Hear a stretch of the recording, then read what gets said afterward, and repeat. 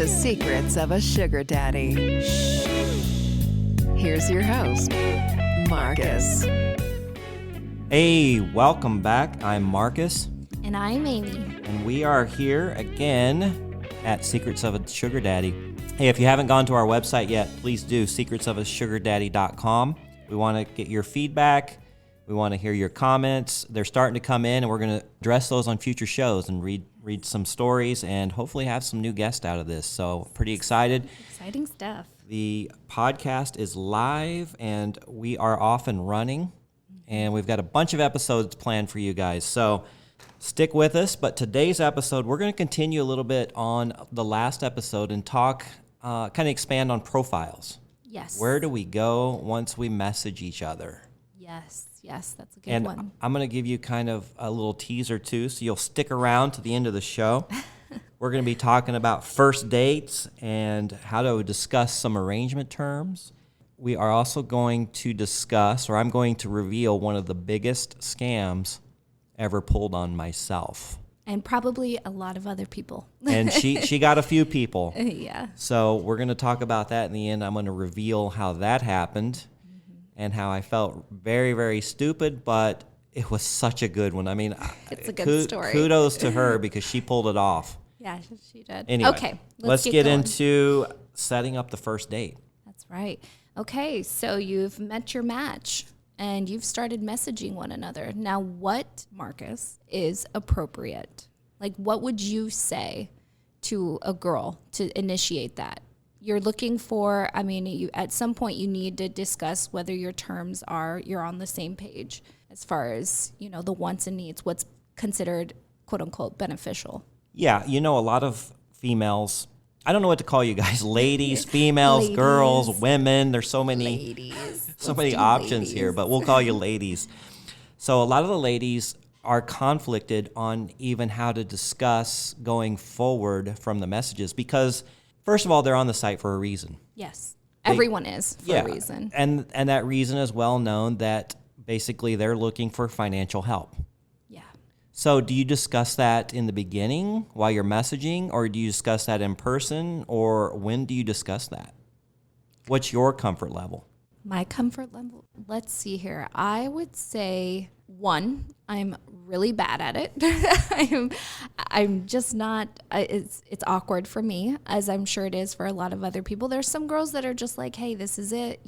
I would say for me, it just kind of depends. Like, I actually like people who talk about, within probably the first couple of days, like talk about, things that they like to do, what they're hoping to find. Usually the gentleman will kind of talk about that.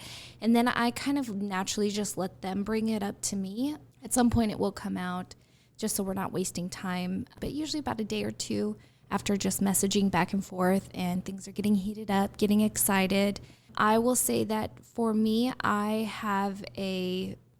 just kind of like say, okay, so I'm looking for like this. It's between this and this, depending on, kind of what your comfort level is. And that's kind of what I do. Like, ideally, I always set what would be most ideal for me is the larger number. But I don't go overboard. I wouldn't say I go overboard, would you? It's not like I'm asking for $10,000, $15,000 a month by any means. So do you find when you actually uncomfortably kind of come to a number, that do any of the men try to haggle with you? I would say my numbers are pretty low because I have like a regular job. So I work, And you're just looking for some supplemental income to pay tuition and like I'm not looking looking for, to buy, This isn't your life, like this isn't what you do for a living, which I do find a lot of girls do. Oh, there's so many. And you know what? Props to them. Like, good for you. I definitely don't think there's anything wrong with that. That's their prerogative. It's just not for me. Like, I also realize that as you do get older, it gets harder. And I'm aware of that. I'm aware that it's not going to be cupcakes and butterflies all the time.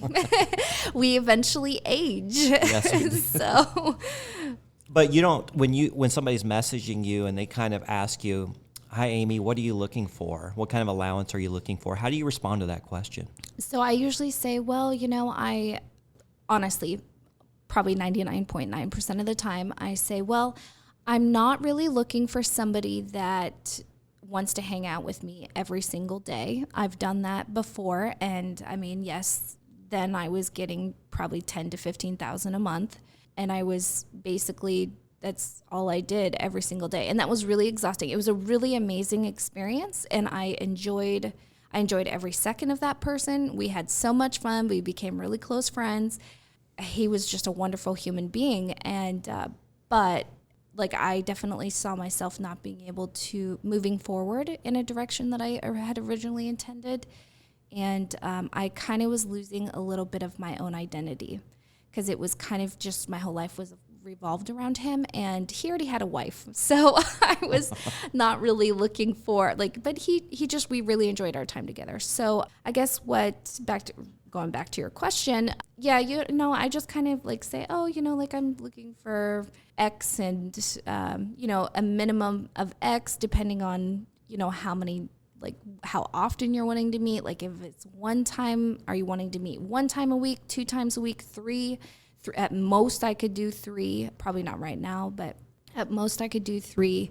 Are you wanting weekend getaways? What are you wanting? Because I do have a real job. And as soon as I say that I have a real job, there's one of 2 responses I'll get. I'll get somebody that's like, oh, well, so you're not very flexible. And it's like, well, no, I can be flexible. It's just what's your flexibility? This is kind of for you, not necessarily for me. Or I'll get somebody that's just like, oh, well, they'll just kind of shut it off, and it's a turn off. I think they just want somebody that will cater to them, and that's fine as well. That's just not for me. So what is your experience though, Marcus? What I find is that probably, I don't know a percentage, let's say 50-50.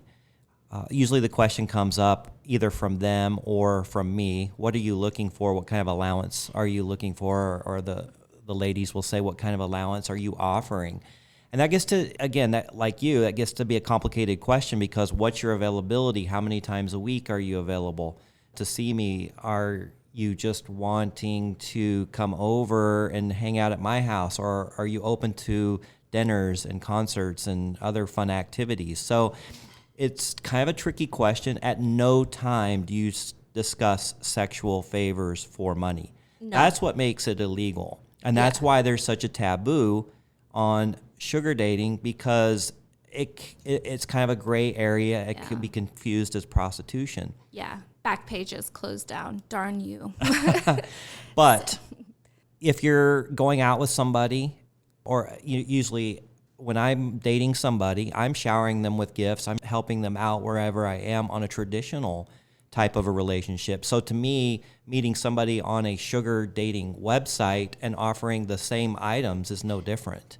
It isn't, no. And I've experienced and I look at it that way. Yeah, I've experienced the same thing, and I think that's what people need to understand. So if you're just somebody out there that's trying to really understand what sugar dating is, it's not prostitution. If you do it, I'm not saying that there aren't prostitutes on there, but I would say that generally the sites try to do a pretty good job about trying to eliminate those people, because that's not really what it was originally intended for.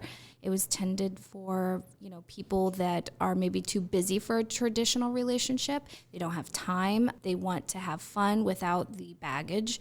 Nobody likes baggage nowadays, and everyone seems to be so flaky. They're just kind of like a squirrel. So, right. Anyways. Part of the problem with the site and why people are flaky is because there's so many options, and they get bombarded with messages, and people kind of get lost in the shuffle and there. And then you have all these girls, because how many girls have you told me about that are just messaging you hey, can I come over for this much? Mm-hmm. And it's that's just not, and I feel bad for guys that are new to the site, because those girls, I don't know what it is, but if a guy is new to the site, I feel like girls like that. And the only way that I know this is because of being able to really talk openly about this with my partners, is they just these girls were just oh my gosh, they're so aggressive. And I'm like, oh, that's very, and usually they'll say like after a week, they have to, like after a couple days even, they'll want to get off of the site because they're just like, it's too much. This is not what I thought it was going to be. And it could be vice versa, probably for girls as well. Yeah, there's a lot of girls in sales. So many girls in sales. Yeah, and they're very good at it. So many high pressure sales. Yeah, so many students. That's something that I have a hard time with as well, because immediately if I say I'm a student, it's like they will just kind of shut off, and it's like, okay, it sucks, because then it's like, well, you haven't gotten the time to really know me. And if you knew me, you would truly see that I actually am a student. And this is definitely something that I'm just doing because it helps me get from point A to point B. And so that happens as well for me. I don't know if it's just a natural instinct of mine to try to get a bargain. But when everyone likes the bargain. I don't know. I think I got that from my mother for sure. Oh, definitely. Well, I work hard for my money and I don't want to waste it. But when somebody starts mentioning numbers, even if that number works for me, I usually try to haggle. Well, would you do this? Yeah. So it's not fun all for the you. time. Well, just you're depends. also a gambler, so you like to, you're just all about that. Mm-hmm. But I play games of skill. Games of skill, that's right. I'm sorry. Okay. Not a gambler. Yeah. On messaging, sometimes that comes up and sometimes it doesn't. When you and I messaged, that we never discussed that. We actually just talked about let's meet and see how we connect. Yeah. And I actually like that. It's much more organic because then you don't feel the pressure of like, okay, so if this isn't perfect. Usually I try to talk about it afterwards, but if a guy asks me, because there are a lot of guys that are just like, okay, they're used to these girls just being like, I want this, and it's a ridiculous, an astronomical amount. Sure. I would just say to the girls, like, like you said, you work hard for your money. Like, realize that, women, like, realize that these men, have worked so hard for everything that they have. And for you to just like come in and take it and not respect them in that way, that I think that is truly, it's really sad. And I think that they need to be more aware of that and more, just more conscious of that. Like, really think about that. You wouldn't want somebody just coming in and taking $1,000 from you, ladies, I'm talking to the ladies, you wouldn't want somebody doing that. So it's, without anything, or somebody not being present with them and not really caring. So. I've had multiple arrangements, some long-term, some short-term, but the very first arrangement that I got into, we never discussed money one time during the 1.5 years that we were together, and I took care of her better than I've ever taken care of anybody. She had a lot of needs, and I found myself, I took care of her rent, and then I took care of her car payment, and then I actually found some outstanding tickets that she had so she could get her driver's license back. Oh, wow. I went and paid those off, but she was absolutely a sweetheart and never asked me to do any of that. Yeah. She made me feel good. Mm-hmm. She paid attention to me while we were out. She responded, to my texts and messages in a timely manner, and just she made me feel good. Yeah. And for that, I just wanted to do everything I could to help her have a better life. Yeah.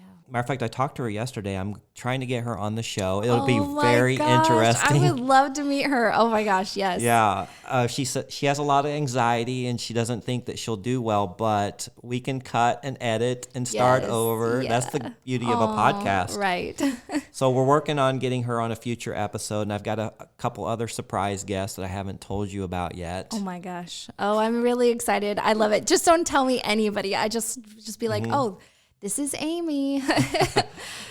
So yeah, the very first arrangement, we never discussed money. I'm comfortable with discussing it because I don't want it to come up later and be awkward when we have a great night and then I'll Venmo them some money and they're like, I was kind of expecting more. Well, we never discussed anything, right? Yeah, and by that point, you probably haven't done anything or anything. Yeah. I don't mind discussing what their time is worth, but a lot of girls, it's a very tough subject to bring up, and they don't know how to bring it up. Others have no problem. Yeah. So, and that's fine, but I personally like the more shy girls anyways. I think that, I don't know, I just like more shy girls. So that's just me. But no, I mean, everyone's a little bit different, and that's okay. If you can do it, you got the courage to say that number, go for it. Props to you. Now, I know that one of your current sugar daddies paid your rent for a year. Yeah. But did you guys ever discuss like a monthly or a weekly allowance or anything like that? No, he just kind of was, he just was like, okay, well, he's like, I have a very busy schedule. I was like, okay, well, I said, I really, really enjoy my time with you. And he was like, well, what are you looking for? And he was like, what would help you with school? And I said, well, you know, like ideally it would be this, like it would really help if you could help me with my tuition. And he was like, okay, well, how does this sound? And I'm like, absolutely, like that's fine, you know. So he offered an amount. Yes, yeah, he did. And I would say the majority of the time the people that I'm with do. Now, since I've moved out here, I would say I've had to bring it up a little bit more, but he was definitely, he's not from the area. So he was just like, okay, well, how does this sound? And I was like, that's perfect for me, whatever. I'm fine with that. We just kind of started spending more and more time together. We always have a good time, always laughing. Just, it ends up, you know, he'll be like, oh, well, I can only hang out for like 2 hours. And 6 hours later, we're still out and about doing a bunch of fun stuff. So like school kind of started getting, you know, my Pell Grants, and then my grades are just amazing because I'm able to focus because I'm doing this.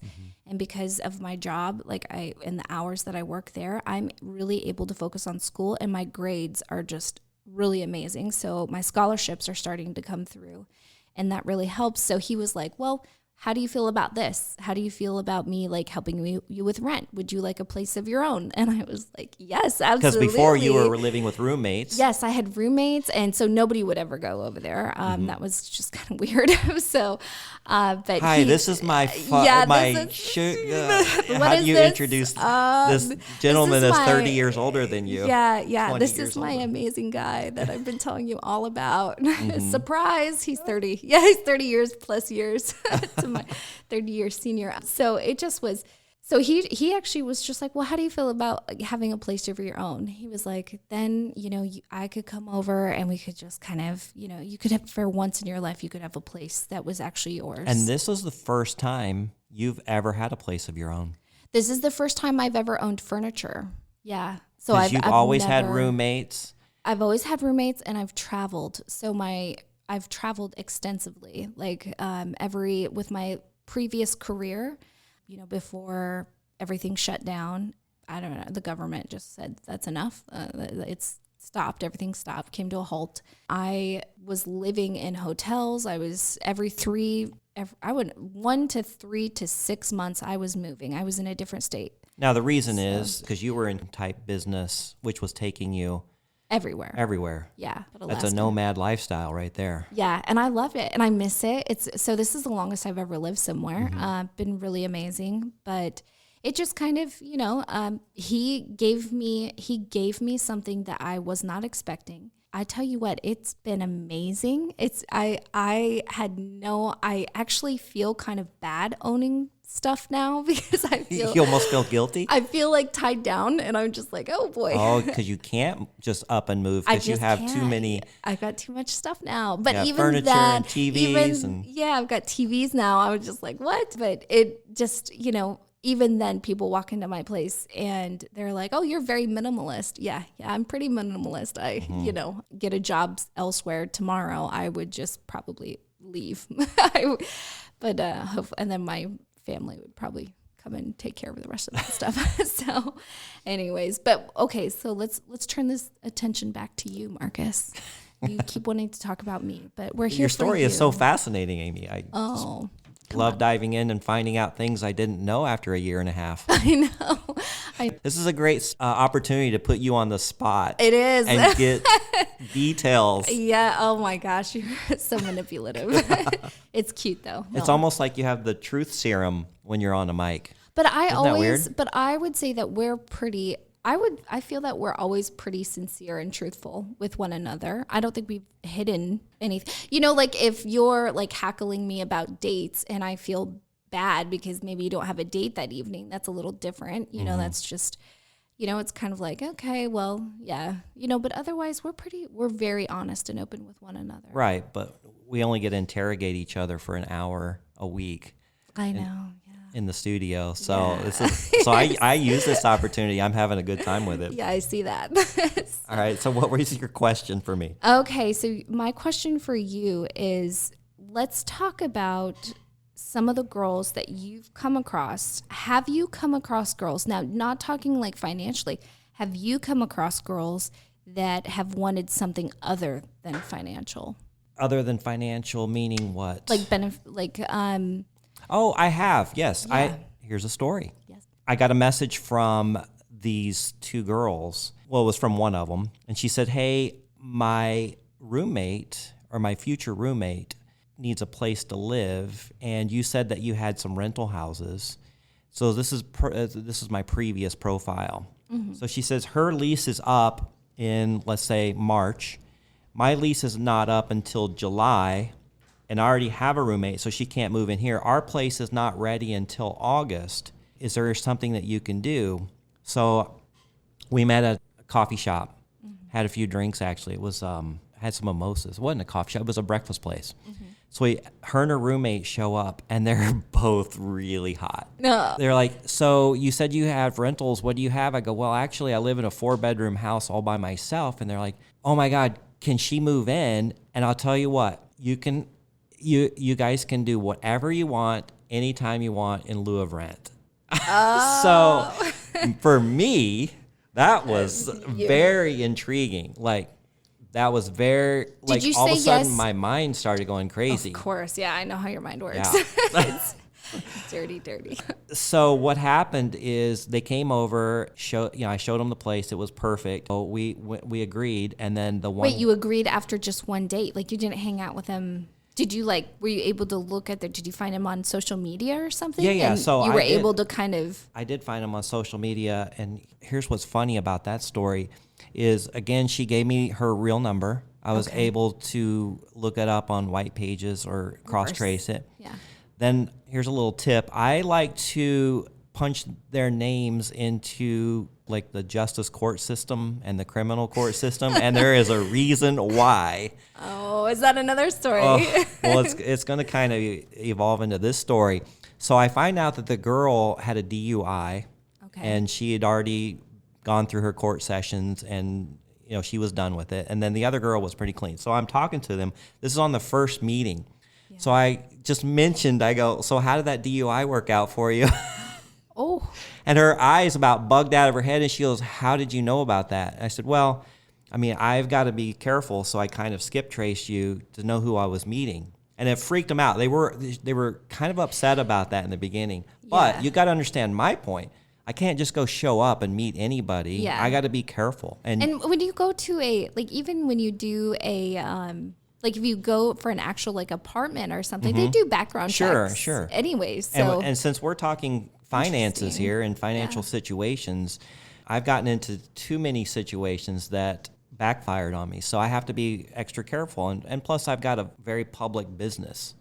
That's another reason I don't give out my phone number, is because I'm easily cross-referenced and skip-traced myself, where they could find out where I live, what my business name is, and so on. And if somebody got really sideways, they could do a lot of damage. So I've got to make sure. And that's my living. That's how I pay my bills and how I support my sugar baby. So anyway, it wasn't that bad. They were just asking me how I knew that, and I told them a little bit of the background. So that kind of bothered them a little bit, but not enough to kill the situation. Yeah. So anyway, well, we all became friends, and they came over.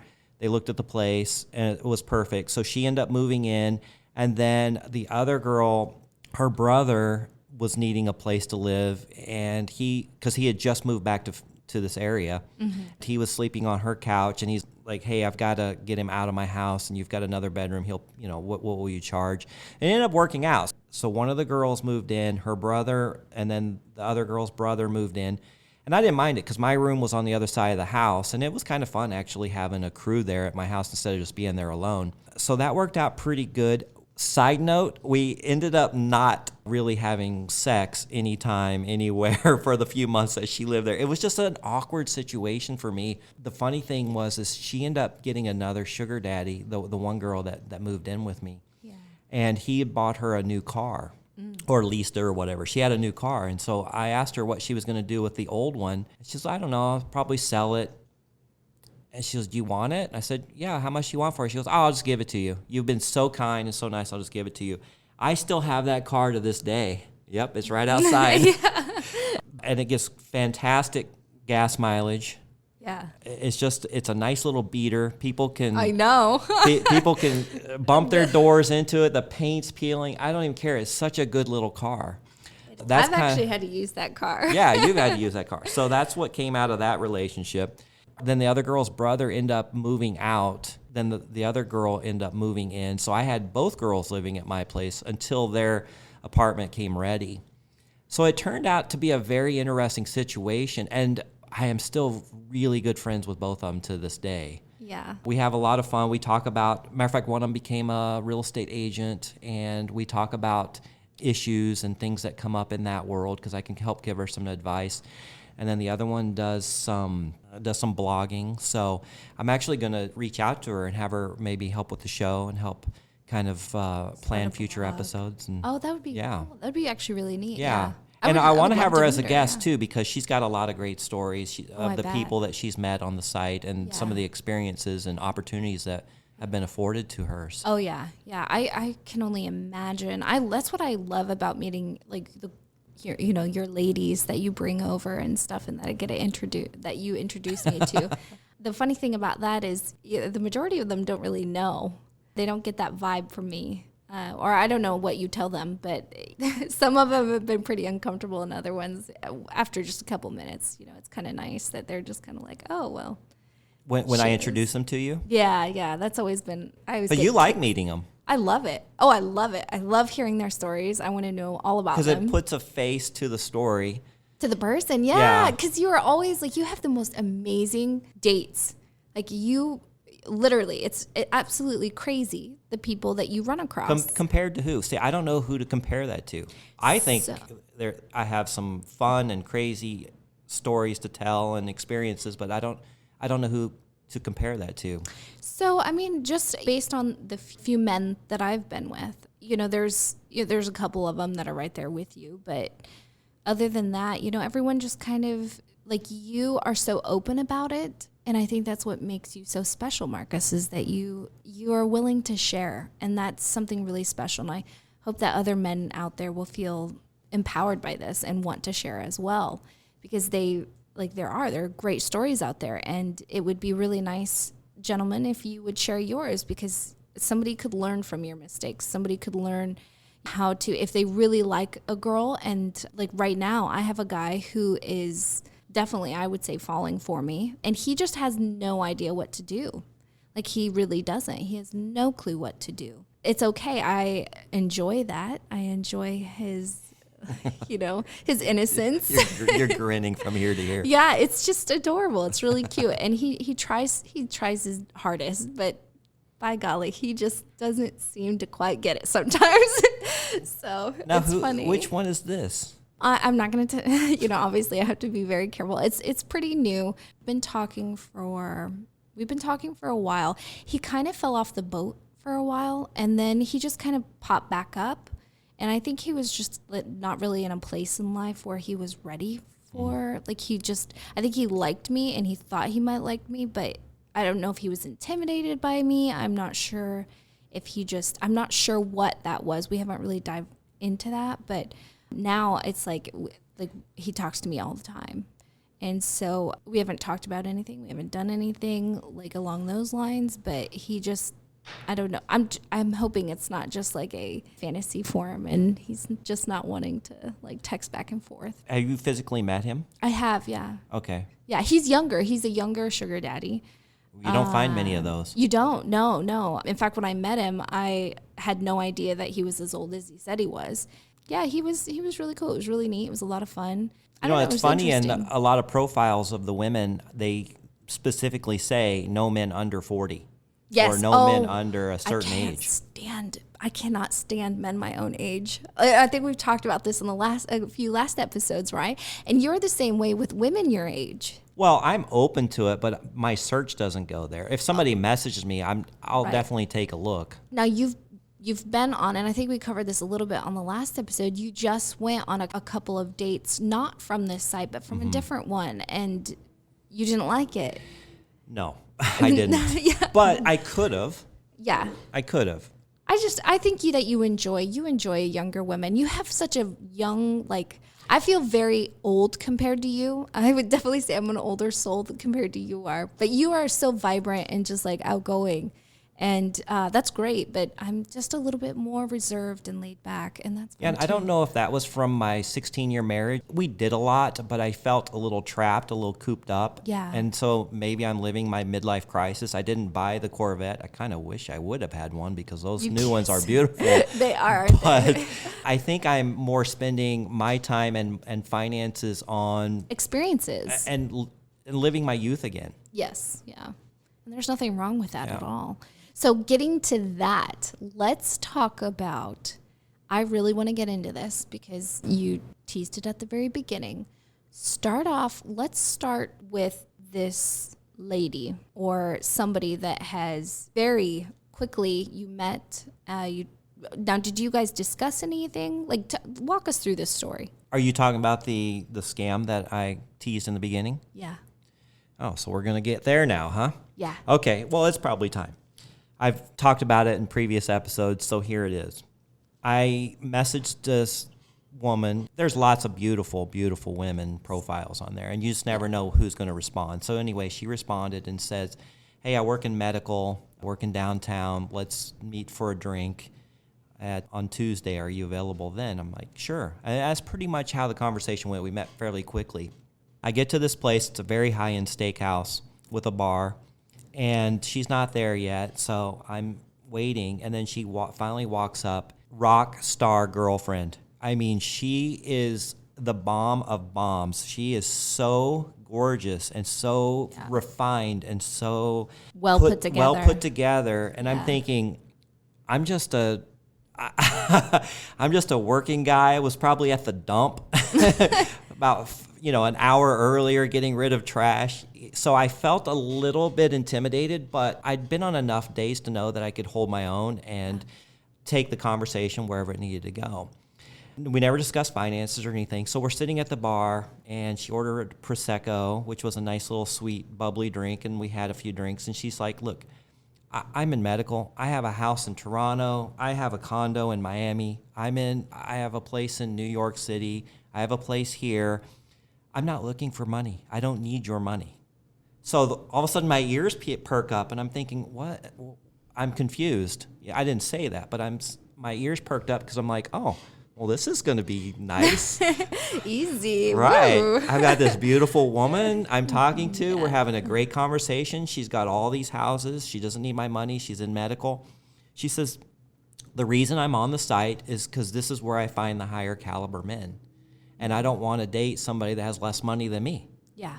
Right? Yeah. I So- get that. I resonate with that. Yes. So I'm pretty excited. The date went well. We walk outside, and she's like, where did you park? And I said, just across here in the parking lot. She goes, oh, I said, did you valet? She goes, oh, no, I don't like valet. I parked behind the building here. I don't like valet. So that was kind of a red flag to me. Did you know it was a red flag at the time? I didn't know it was a red flag, but it was something that was confusing to me. Like, okay, you're so well put together. You would be the first person that would use valet, I would think. So anyway, I said, okay, that's fine. But, here's the other thing. I have kind of a specialty vehicle, and she knew everything about it. She could talk cars with the best of them. Mm-hmm. Like, her knowledge was beyond what I was expecting from normal conversations that we have with people from the site. That was it. And she left, and I left, and then we were texting back and forth, just small texts here or there. And I said, well, hey, I'd love to see you again. She goes, yeah, I'm pretty busy, but what about this Sunday? I said, yeah, I'm free. She goes, I tell you what, I don't want, like I said, I'm not looking for anything financial from you. but it's my birthday, so why don't you meet me at the mall and we'll go shopping and maybe just buy me a little gift or something. I thought, and then she said, and then we can go back to my place and order some Japanese or whatever kind of food you like and just have some fun. Oh my goodness. This is perfect for me. Yeah. And so she texted me a couple more times just confirming. So when I met her at the mall, she walks up, again, stunning. Yeah. Okay, this is a high fashion mall in a very wealthy part of town, and people were literally stopping and looking at her. She was so beautiful. Yeah. So of course my heart just And I've seen pictures of her. She is, whatever. wow. Yeah, I'm melted. Like whatever she says, I'm a little puppet. I'm doing right. Yeah. So right when she walks up, she gives me a hug and a kiss, and she texts me, and so I hear my text go off. So we're starting to walk, and she goes, "Is there a Neiman Marcus here?" I'm like, "Oh boy, yeah, it's right at the end of the mall." Start walking down there. She goes, "Now I sent you my address. Did you get the text?" And I did, and I said, "Yeah, I got it." And she goes, "Yeah, that's my condo here up in north part of town." It's like, great. So anyway, we go to Neiman Marcus, and she's walking around, and she's like, "So do you like Japanese food? I can go ahead and get it ordered." You know, I was like, "Oh, that sounds great." She goes, "Now, did you bring your swimsuit, or are you going to swim naked in the pool?" Whoa. And she goes, I have a private pool. It doesn't matter to me, whatever." I said, "Well, I didn't bring my swimsuit, but we'll figure it out." So anyway, she's just flirting, and Yeah. we go to the Neiman Marcus store, and then she walks into the Chanel bag area. I don't know anything about fashion. I'm not sure how much Chanel purses are. So she walks into this little kind of area looking at these Chanel bags. She is speaking a lingo that I am unfamiliar with. Like it's almost like a foreign language, and they're going back and forth. This is fashion language. Yeah. Do you have this kind with this strap, blah, blah, blah. I am completely lost.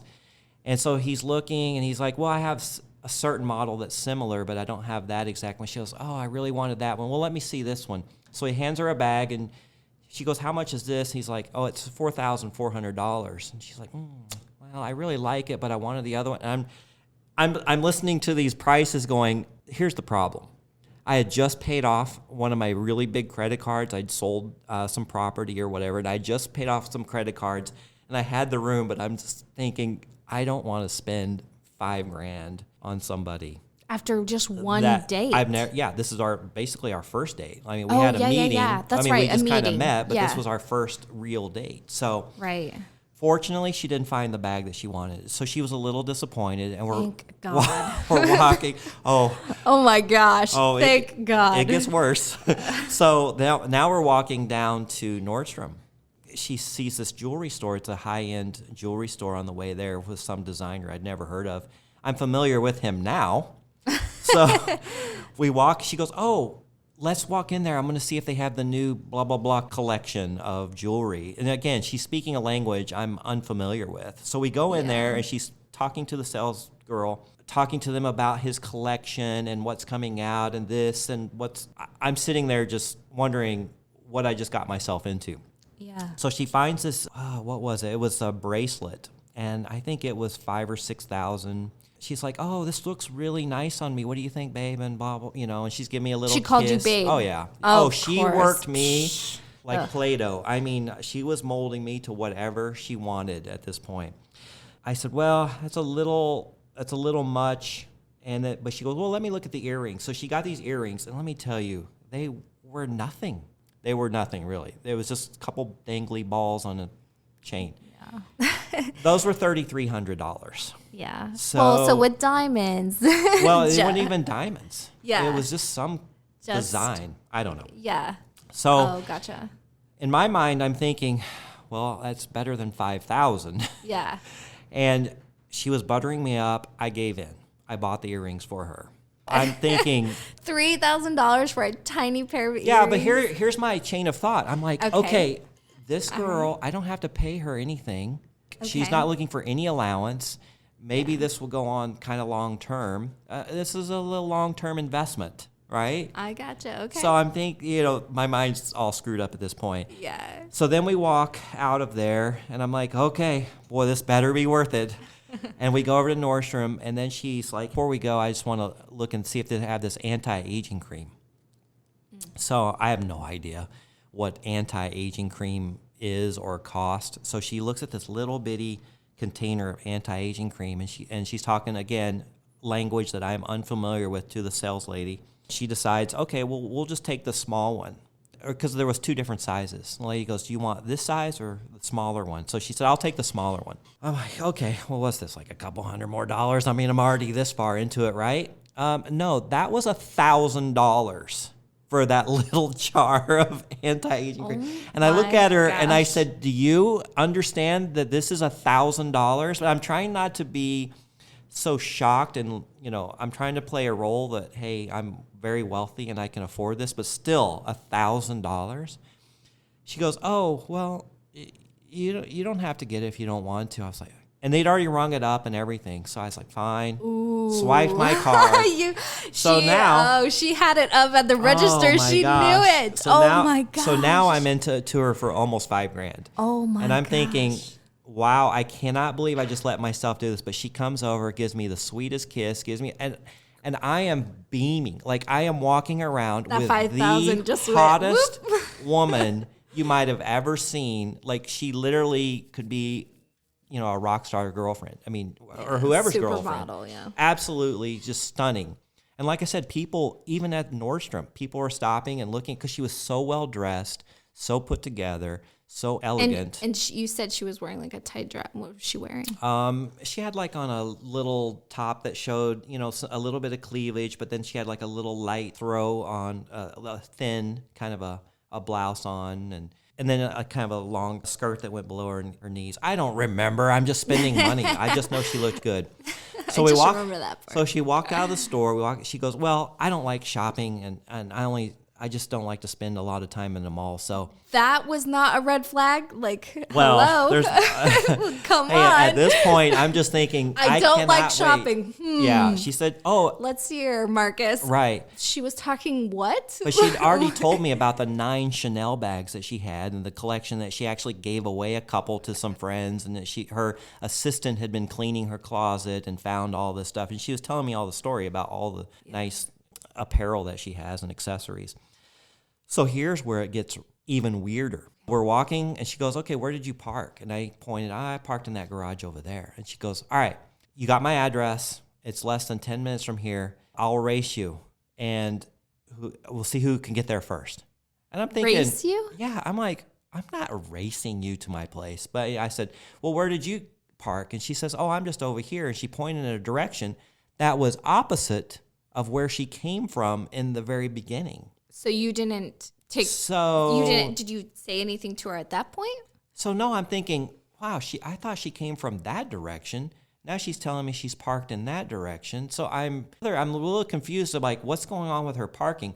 Well, obviously she doesn't want me to see her car, so she's trying to make sure that I'm not parked anywhere in the vicinity that she is. So I get in my car, and I'm just casually making my way to her condo because I'm not racing her there. Pull up, and there's the gate attendant, the guard. I go, hey, I'm here for unit number 217.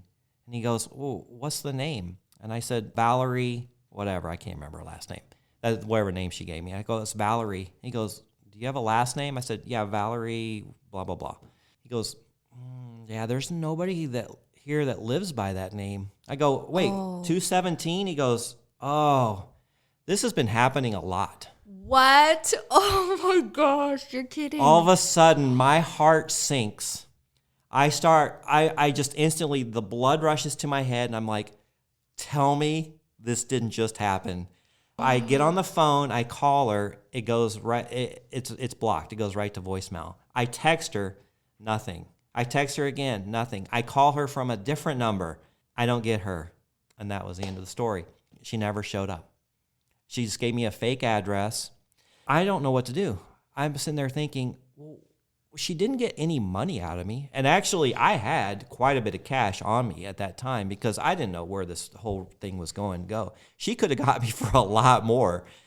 I go back to the mall. I go there a little bit later, and I say, hey, my girlfriend and I were just in here, and she bought some earrings. I said, yeah. I said, she's having second thoughts on these. If she brings them back and returns them, what do you guys do? Do you just give her cash? Or they go, oh, no.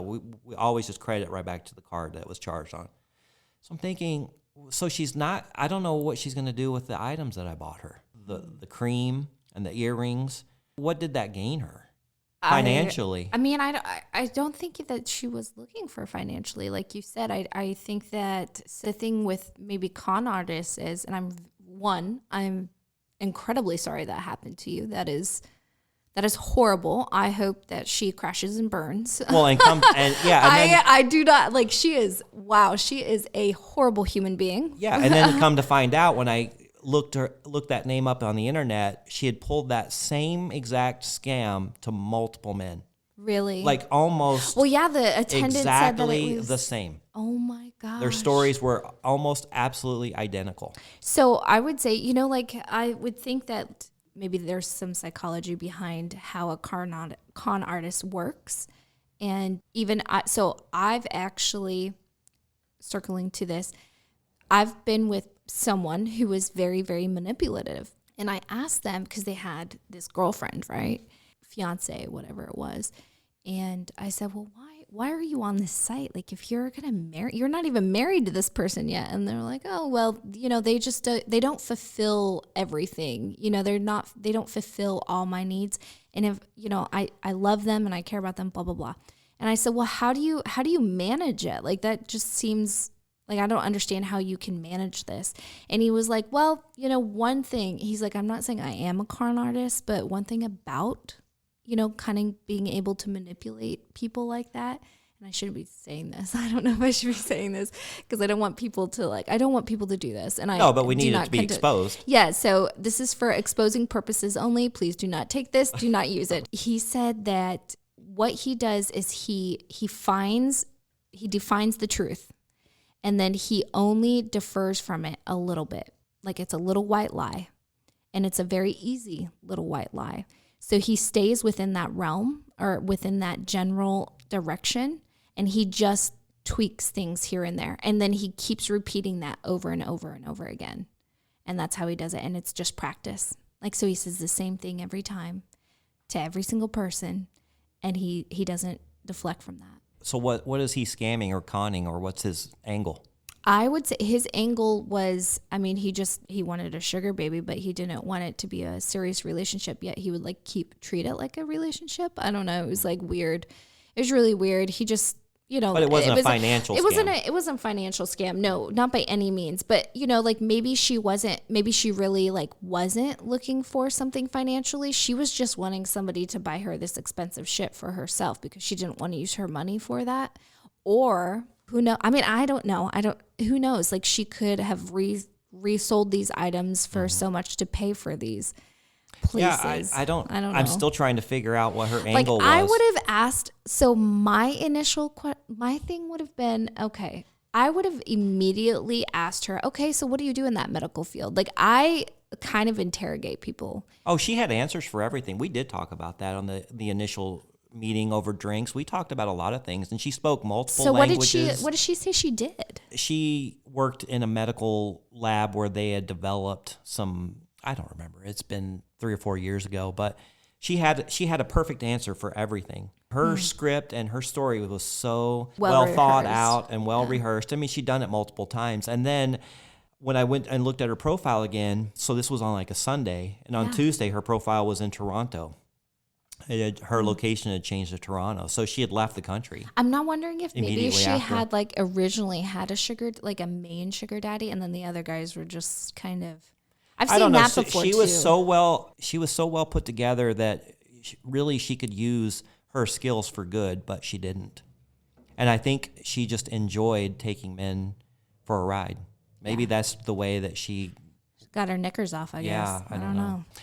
So men, if you've met this person or if you've had an experience with this person, I would love to hear your story. I'd love to hear from you. Or someone like that. Yeah, or someone like that. Yeah, tell us about a time that you got scammed or something just wasn't right. Go to our website. We've got a form there that you can fill out, or a message box there, and we certainly want to hear it. We'll keep it anonymous as always. Or if you want to come on the show, feel free to come on the show. We would love to, talk one-on-one or one-on-two with you. I think it would be really awesome if we could get some guys on here. I think you guys need to really strive for that. Get on here, men. Well, hey, thanks, Amy, for joining me again for another fun episode on sugar dating. Thank you, I always Marcus. appreciate your insight and your stories, and we've got more coming. So, Yes. Love yours as well. You're in a crazy world. So, you know, it can be crazy, it can be rewarding, but would I do it any different? I don't think so. no, you love it too much. Yeah, it's a lot of fun. All right, until next episode, we'll see you later. Okay, bye, guys. Bye-bye. Thanks for joining us. If you'd like to connect or even be on the show, we'd love to hear from you at secretsofasugardaddy.com.